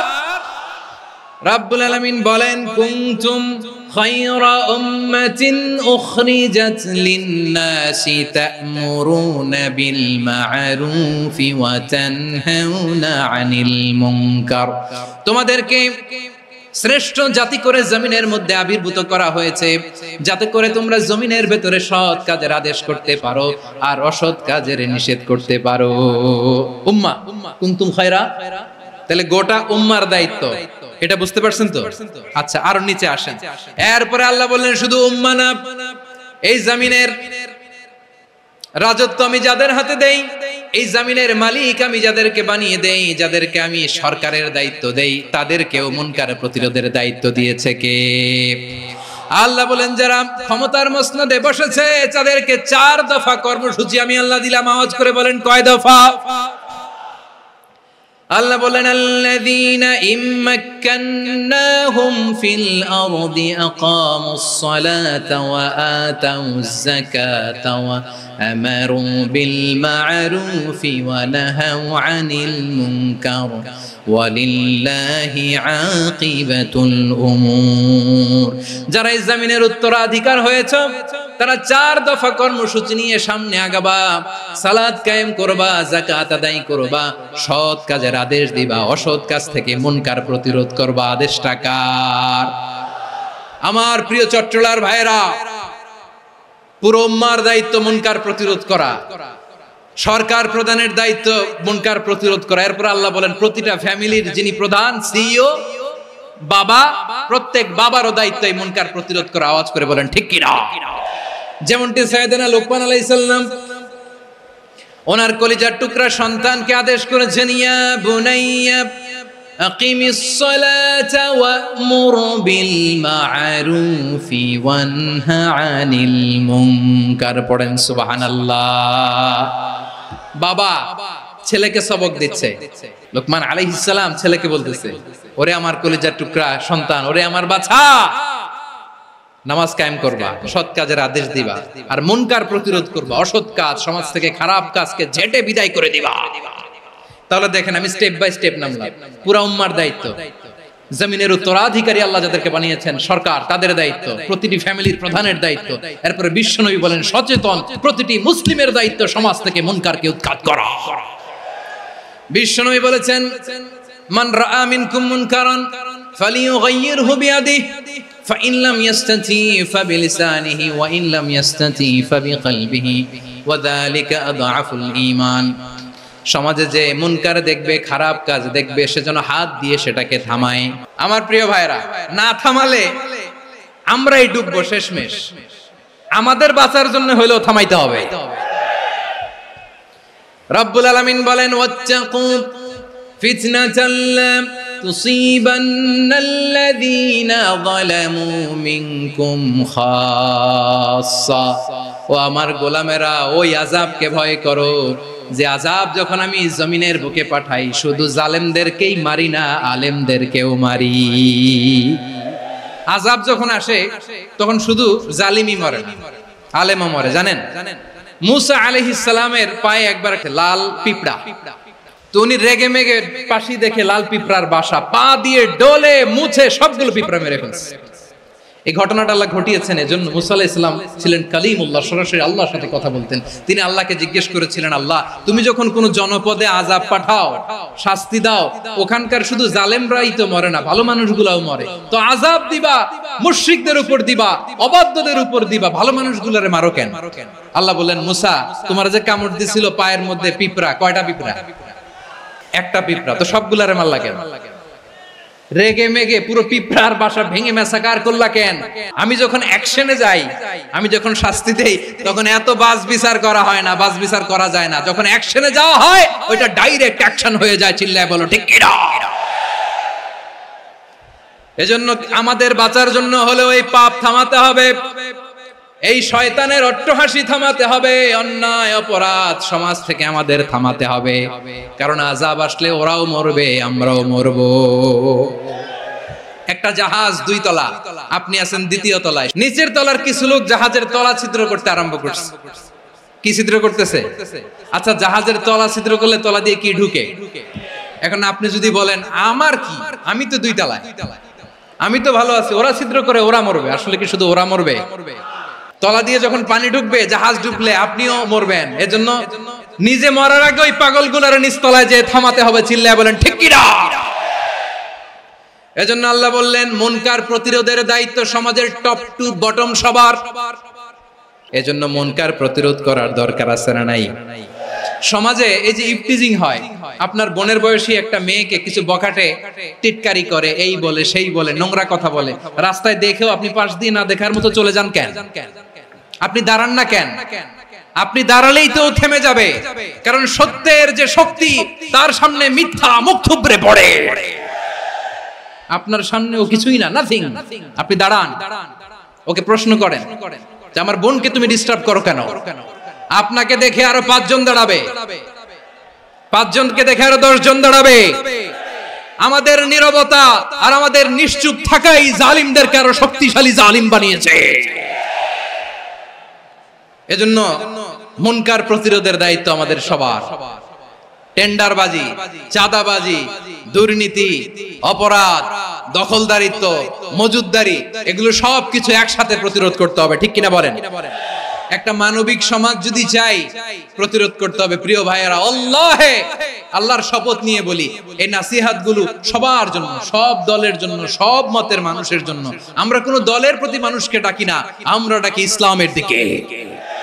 সব দলের, সব মতের, সব মানুষদেরকে আমরা আহ্বান জানাই, আসুন আমরা একটা সুন্দর সমাজ বিনির্মাণ করি। এই যে নতুন বাংলাদেশের এক সুযোগ এসেছে, আর জীবনে হয়তো আসবে না, সামনের 100 বছর এই সময় আসবে না। আসুন দেশটাকে আমরা সাজাই, আসুন আমরা দুর্নীতি বন্ধ করি, আসুন আমরা চাঁদাবাজি বন্ধ করি, আসুন আমরা দখলদারিত্ব বন্ধ করি, আসুন আমরা এক দল আরেক দলকে নিশ্চিহ্ন করার যে রাজনীতি, এটা বন্ধ করি। সব দলের প্রতি আমার আহ্বান, আমরা চাঁদাবাজ মুক্ত বাংলাদেশ চাই, জুলুম মুক্ত বাংলাদেশ চাই, ফ্যাসিজম মুক্ত বাংলাদেশ চাই, গুণ খুন খারাপি মুক্ত বাংলাদেশ চাই, আমরা নতুন ভোরের বাংলাদেশ চাই। ওই বাংলাদেশ পাওয়ার জন্য মুনকার প্রতিরোধে, অন্যায় প্রতিরোধে যদি বাঘের বাচ্চার মতো, আবু সাইদের মতো দুই হাত উঁচু করে বুককে টান টান করে প্রসারিত করে দাঁড়াতে হয়, রাজি আছো মুসলমান? রাব্বুল আলামিন বলেন ওয়ায়ানহা আনিল ফাহশাই ওয়াল মুনকারি ওয়াল বাগি ইয়াইযুকুম লাআল্লাকুম তাযাক্কারুন। আল্লাহ বললেন আমি অশ্লীলতাকে নিষেধ করি, আমি সব ধরনের মন্দ কাজকে নিষিদ্ধ করি, সব শেষে আমি সীমা লঙ্ঘনকে তোমাদের জন্য নিষিদ্ধ করি। নিষিদ্ধ করেছেন কয়টা জিনিস? এক নম্বরে অশ্লীলতা, দুই নম্বরে মুনকার তথা সব মন্দ কাজ, তিন নম্বরে আল বাগি সীমা লঙ্ঘন, ক্রসিং দ্য লিমিট। সীমা লঙ্ঘন করা ভালো না। We all should know our limits. চিল্লায় বলেন ঠিক কিনা? একই আয়াতে আল্লাহ বললেন কুল ইন্নামা হাররামা রাব্বিয়াল ফাওয়াহিশা মা যাহারা মিনহা ওয়া মা বাতানা ওয়াল ইসমা ওয়াল বাগিয়া বিগাইরিল হক। অন্যায় ভাবে যে অবাধ্য হয়, যে সীমা লঙ্ঘন করে, তাদেরকেও আমি এটা হারাম করে দিলাম। সীমা লঙ্ঘন করা হারাম। আল্লাহ বারবার বারবার আমাদেরকে ওয়ার্নিং দেয়। যখন আমরা থামি না তখন আল্লাহ ধরে, আর যখন ধরে তখন ছাড়ে না। ধরে ধরে ধরে না, ধরলে আল্লাহ ফেরাউনকে কিন্তু হুট করে ধরে নাই। আপনারা জানেন 9 বার ওয়ার্নিং দিয়েছে ফেরাউনকে। আল্লাহ তাআলা ওয়ার্নিং দিয়েছিল কয়বার? রাব্বুল আলামিন বলেন ওয়ালাকাদ আতাইনা মূসা 9 আয়াতিন বাইয়িনাত। 9টা মুআজিজা দেখিয়েছি, 1 2 3 বারবার এইভাবে রিমাইন্ডার, ওইভাবে রিমাইন্ডার, এইভাবে নসিহত, ওইভাবে দাওয়া। ফাকুলা লাহু কাওলান লাইয়িনা, নরম করে বলো, সফট করে বলো, যত ওয়ে হতে পারে দাওয়া মেথডোলজি। মুসা আলাইহিস সালামের সব অ্যাপ্লাই শেষ। 10ম বারে যে আল্লাহ ধরছে, 10ম বারে যে ধরেছে। এজন্য আল্লাহ বলেন আমি সীমা লঙ্ঘনকে পছন্দ করি না। কোরআনের অন্য আয়াতে বাগীকে বলা হয়েছে আল ইতিদা। সীমা লঙ্ঘন যারা করে তাদেরকে আল্লাহ বলেছেন মুতাদিন। ওয়াকাতিলু ফি সাবিলিল্লাহিল্লাযীনা ইউকাতিলুনাকুম ওয়া লা তা'তাদু ইন্নাল্লাহা লা ইউহিব্বুল মুতাদিন। আমি সীমা লঙ্ঘনকারীদেরকে কোশ্চিনকালেও পছন্দ করি না। আমরা যেন সীমা লঙ্ঘন না করি। রাজি আছেন তো? যে কোনো ক্ষেত্রে ইবাদতে যেন সীমা লঙ্ঘন না করি। অনেকে আমরা ইবাদতে সীমা লঙ্ঘন করে ফেলি। বিশ্বনবী সাল্লাল্লাহু আলাইহি ওয়াসাল্লাম যেটা শিখিয়েছেন এর বাইরে যে অতিরিক্ত বুজুর্গ হতে চায়, এরকম আছে না নাই? কোন ক্ষেত্রেই সীমা লঙ্ঘন করা যাবে, এমনকি যুদ্ধ ক্ষেত্রেও না। বিশ্বনবী সাল্লাল্লাহু আলাইহি ওয়াসাল্লাম বলেন খবরদার যুদ্ধ ক্ষেত্রেও সীমা লঙ্ঘন করো না। কি সুন্দর ইসলাম আমরা পেয়েছি। বিশ্বনবী বলেন খবরদার যুদ্ধের ময়দানে কোনো নারীর গায়ে হাত তোলো না, কোনো শিশুর গায়ে হাত তোলো না, কোনো গবাদি পশু হত্যা করো না, কোনো শস্য ক্ষেত্র ধ্বংস করো না, ইবাদতরত অন্য ধর্মের কোনো সন্ন্যাসীর গায়ে হাত তোলো না। বলেন সুবহানাল্লাহ। তাহলে আমরা সীমা লঙ্ঘন করতে পারবো? প্রিয় ভাইরা, একটা সুখী, সমৃদ্ধ, শান্তির সমাজ, মানবিক সমাজ যদি আমরা গঠন করতে চাই, আমাদের আল্লাহর দেয়া কয়টা আদেশ মানতে হবে বলেন দেখি? আর বেঁচে থাকতে হবে কয়টা জিনিস থেকে? আল্লাহর আদেশ কি? 1 নাম্বার আদাল, ন্যায়পরায়ণতা। আমরা সুবিচার, সুশাসন, ন্যায় বিচার চাই কি চাই না? 2 নম্বরে কি ছিল? মাশাআল্লাহ, আমরা যেন সবার প্রতি দয়া পরবশ হই, ইহসান করি। 3 নম্বরে কি ছিল? নিকটাত্মীয়দের দান করা, তাদের অধিকার প্রাপ্য বুঝিয়ে দেওয়া। পাশাপাশি 3টা জিনিস থেকে আল্লাহ বারণ করেছেন, নিষেধ করেছেন। তার প্রথমটা ফাহশা, অশ্লীলতা। অশ্লীলতার সাথে আমাদের কোনো সম্পর্ক। 2 নাম্বার নিষেধাজ্ঞা কি ছিল? আল মুনকার, সমাজের যত মন্দ কাজ এগুলোকে আমরা প্রতিরোধ করব। রাজি আছেন তো সবাই? 3 নম্বরে আল বাগী, সীমালঙ্ঘন। কোন মুসলিম সীমালঙ্ঘন করে না। রাব্বুল আলামিন শেষে বললেন ইয়াইদুকুম লাআল্লাকুম তাযাক্কারুন। আল্লাহ তোমাদেরকে উপদেশ দেন যাতে তোমরা শিক্ষা গ্রহণ করো। আমরা উপদেশ দেব, আমরা জোর করে কাউরে কিছু মানাতে চাই না। লা ইকরাহা ফিদ্দিন ওয়াযাক্কির ফাইন্না যিকরা তানফাউল মুমিনিন। উপদেশ দিলে এটা মুমিনদের কাজে দেয়। লাস্তা আলাইহিম বিমুসাইতির ইন্নামা আনতা মুযাক্কির। নবী হে, আপনি রিমাইন্ডার দাতা, আপনি উপদেশ দিবেন। আমরাও বিশ্বনবীর এই হাদিসগুলো থেকে, কোরআনের আয়াত থেকে রিমাইন্ডার, এই কথামালা বাণী বাহক হিসেবে এই বাণীগুলো আপনাদের সাথে কাছে পৌঁছে দিলাম। আমরা আল্লাহ তাআলার কাছে প্রার্থনা করি, আল্লাহ আমরা যেন আদল দিয়ে আমাদের সমাজকে গঠন করতে পারি। আল্লাহ আমরা যেন ইহসান করতে পারি, আমরা যেন নিকটাত্মীয়দের দান করতে পারি। আল্লাহ যত ধরনের অশ্লীলতা, অনাচার, মন্দ কাজ, সীমালঙ্ঘন, অবাধ্যতা থেকে যেন আমরা বেঁচে থাকতে পারি। আল্লাহ তাআলা আমাদের সবাইকে কথাগুলো বোঝার ও আমল করার তৌফিক দান করুক।